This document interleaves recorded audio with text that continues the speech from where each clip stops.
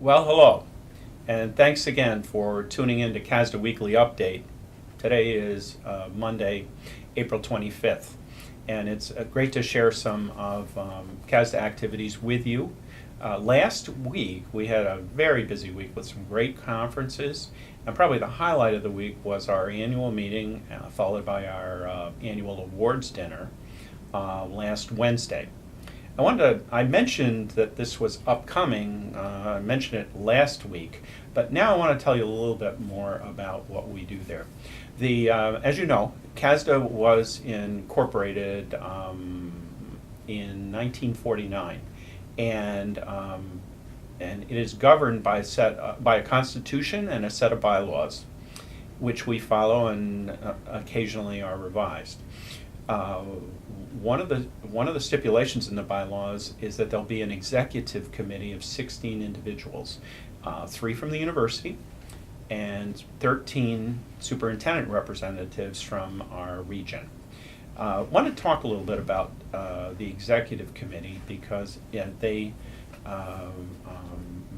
convened for the annual meeting and took certain actions. But first, I wanted to tell you a little bit about who they are.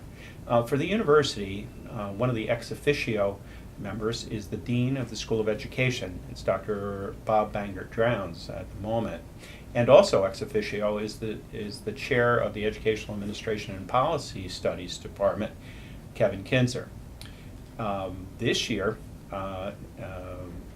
the third representative, it's usually a professor, Dan Wolf, who has been with us, a professor in biological sciences, has been with us for probably 20 or 30 years, finally stepping down. And at the annual meeting, Dr. Kristen Wilcox, known to some of you as the head of Just for the Kids New York and the Compass program, and a good partner of ours, was elected to take his place. 13 superintendents round out the group. They come from 5 BOCES. And for example, from Herkimer BOCES, we have Laura Dutton in Poland Central. From Hamilton, Fulton, Montgomery BOCES, we have Steve Tomlinson from Broad Alban, Perth, and Rob DeLilly from Johnstown City. In Warren, Washington BOCES, from that area, we have Doug Huntley from Queensbury, Mark Wicca from Johnsburg, and Jim Dexter, the BOCES superintendent at Warren, Washington.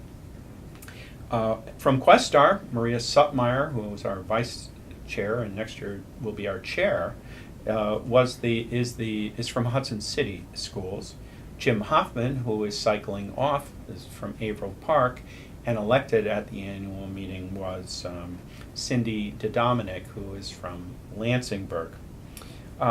Others who come from Capital BOCES include John Buhner from South Colony, Lori Kaplan from Waterville, Marie Wiles from Guilderland, Larry Sprain from Schenectady City, and that, if you think about those names and the representation of these districts, it really is a who's who of the educational leaders in our region, and we are very grateful for their efforts.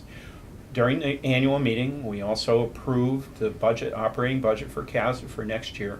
We have grown in the last 6 years from about a budget of under $400,000 a year annually to one this year that will be over $2.5 million.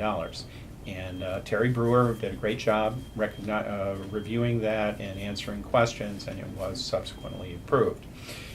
After the annual meeting was over, we went right into our awards dinner, which was fabulous. We had our largest turnout ever, with over 200 people in attendance.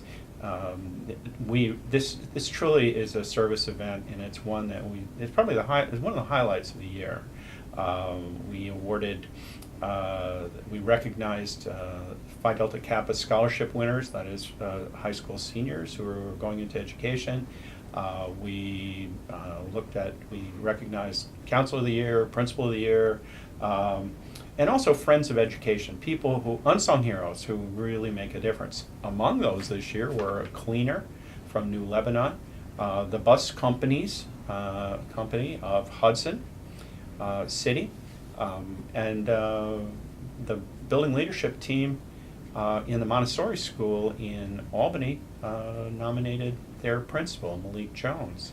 So it was a really a wonderful evening of celebration, and I want to thank all the CASDA staff and who Carly Connors and Betsy Shealy, who coordinated it, Liz and Stacy from the business office who did registration, Adam and Ed who did all the photos and all the organization around that. It was a great CASDA event, and I'm glad to report that to you. So with that, more news next week. Until then, have a great week. Thanks.